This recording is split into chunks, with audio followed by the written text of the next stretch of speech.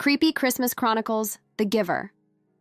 On a quiet Christmas Eve in the small, snow-blanketed town of Wickerwood, an old tradition made its unsettling rounds. Every year, a mysterious figure known only as the Giver left strange, wrapped gifts on the doorsteps of the town's residents. Nobody knew who the Giver was, but the gifts came without fail at the stroke of midnight. At first, the presents were harmless: ornaments, knitted scarves, wooden toys.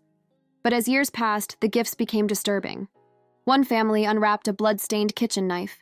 Another found a taxidermied crow with its eyes sewn shut. Each year, the presents grew darker, and their meanings more cryptic, until the entire town dreaded Christmas Eve. This year, 16-year-old Lila decided she'd had enough. Her father, a skeptic, dismissed the town's fear as small-town nonsense, but Lila believed the Giver was real and dangerous. She vowed to stay awake that night and uncover the truth. At 11:57 p.m., faint footsteps broke the silence. Lila's breath hitched. A shadowy figure emerged from the woods, dragging a burlap sack behind it. The figure wore tattered red robes, and its movements were jerky, like a puppet on strings.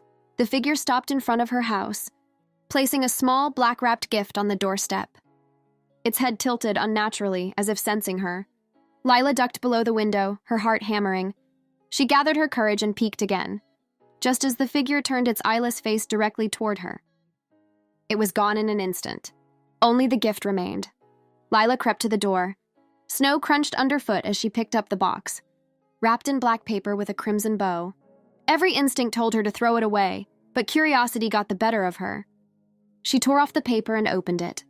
Inside was a photograph of her family sitting around the tonight's dinner table. But she hadn't seen anyone take a picture, and something about it wasn't right.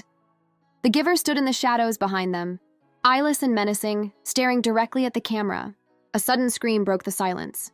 Lila bolted inside to find her family frozen at the table, their faces twisted in terror. They weren't breathing. Their skin was cold, their bodies still. Lila's hands shook as she looked back at the photograph.